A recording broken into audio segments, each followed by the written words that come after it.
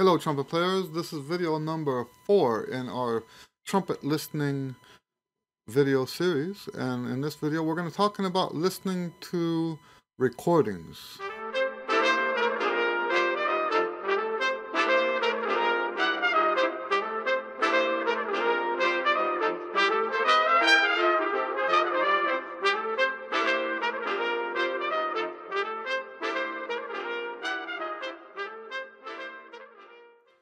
Recordings aren't the best listening that you can do. In fact, we're talking about recordings first because it's the worst listening you can do. And so why would we be talking about this then if it's the worst? Well, there's two reasons. The first reason is it's the most convenient. So even though you're not getting the best listening experience, it's convenient, so you kind of make up for the lack of benefit by just getting a whole bunch more of it, right? Because we can't go to public performances as easily or as cost efficiently. I don't know that that's a word. Anyway, it's not so easy for us to go to performances all the time like that. So it's a lot better to, just like what we talked about in the last video, you have your recordings, get all your ducks in a row, and bam, bam, bam, bam, bam, you're listening to all this stuff. Now, the other reason why we listen to recordings is because there was nothing else before a lot of these guys passed away. I'm speaking right now about the jazz guys, right? The jazz greats. The only way you're going to hear John Coltrane, with some exceptions, there are some videos, but for the most part, the only way you're going to hear John Coltrane is on his recordings. The only way you're going to hear Louis Armstrong's more serious stuff is on his recordings. The only way you're going to hear Roy Eldridge is on his recordings. So that's another reason why, is because you have no other way to hear that stuff. And those recordings, there are some classics that are so legendary and so beneficial and so important that as jazz players, we will never reach a time in our development where we don't need to listen to those recordings anymore. This is for us, well, this is with us forever. Okay, so let's talk about recordings a little bit. There are some problems with the more modern recordings. They tend to be a little bit more fake than the old stuff. Let's talk about that. So the old stuff started off with one microphone. And if I'm not mistaken, they would arrange, because I'm not a historian, right? This is my understanding. They would arrange the band in a way that the instruments that needed to be louder were closer to the mic, and the instruments that needed to be softer were farther away. But what this meant was there was no fixing the recordings. Whatever mistakes were on the recording stayed on the recording. Now, compare that to today. Today, if there's one measure that you don't like, you can fix it.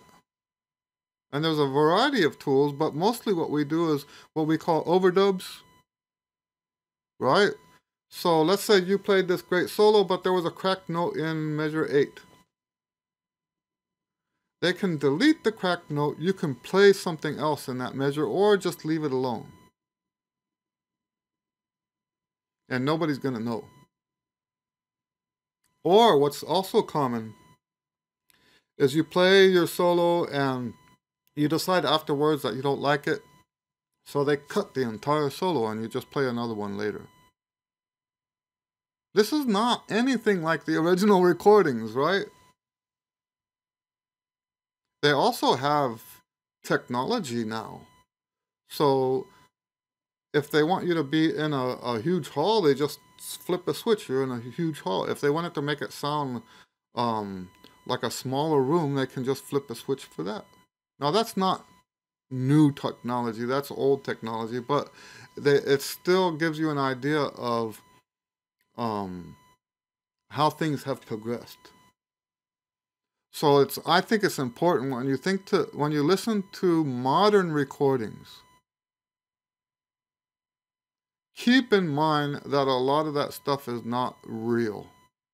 A lot of that stuff, I like to compare it to today's food. A lot of stuff in the food is not what it is. Does that make sense?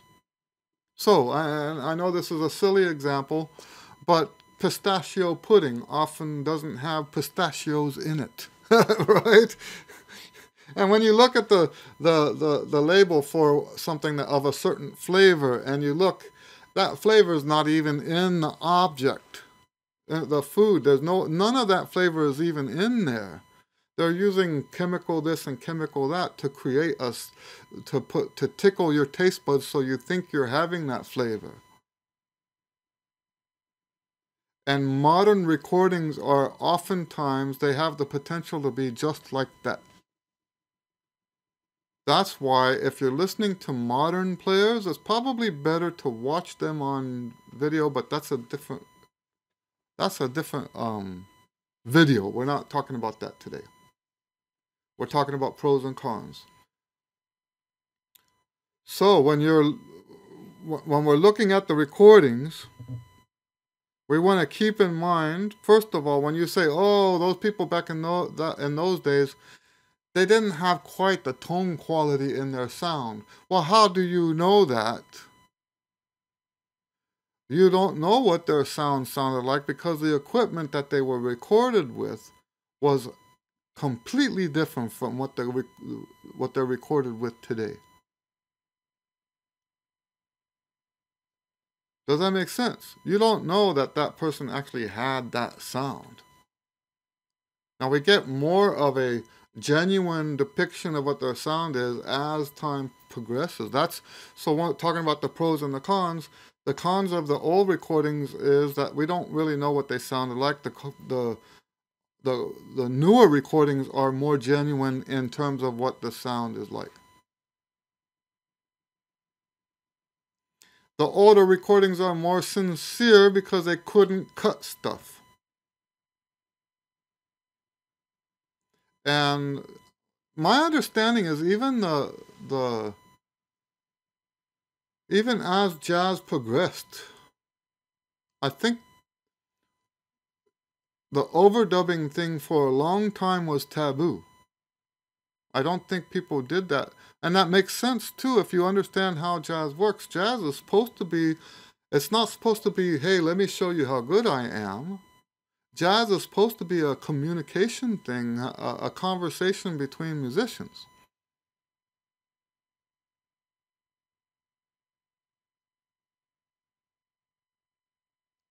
So if you're cutting pieces out and re-recording them, some of that communication is lost. And you know, we have similar things in the classical stuff. I'm not as familiar with classical recording as I am with the process of recording jazz stuff, because most of the stuff I've done in the studio has either been, now I'm not saying I haven't done any classical, but most of what I've done has been either commercial stuff or jazz. So my understanding of the recording process is more connected to that side of it. But I'm sure there are parallels in the classical world. Did you know that even just the mic placement changes your sound? A lot of people don't even know that. And how do we know they don't know that? Because they'll get their mics and they'll set up their equipment to play at home, and their mic is like right there in the bill. They don't know that if you put the mic somewhere else, you might get a better sound. Now, that said, sometimes that's where you want it. Anyway, so the point is that that there are limitations for CDs. The biggest limitations is that you can't see the musicians. And that's why we're going to talk about some of these others. The biggest limitation is that you're only getting the sound.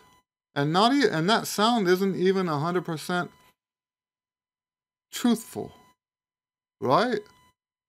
So you're only getting the sound, no image. And that's a problem because it can give you false assumptions about, first of all, how hard or easy something is. That's a good example. There's a lot of stuff that sounds extremely hard, and you look at the guy and he's like,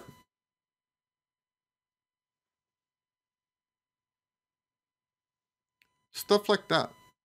I think more important than those things, I think when we only listen to the recordings, you've heard me talk like this before, our experience when we do the listening becomes too academic. There's such a risk that when we do these recordings, we hear them only academically. What notes are they playing?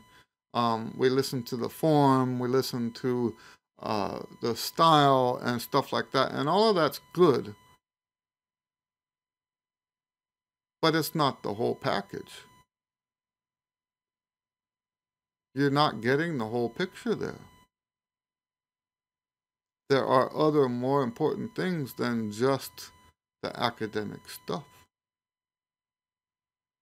So even though recordings fall way short, the recordings fall very, very far short of the best kind of listening we can do.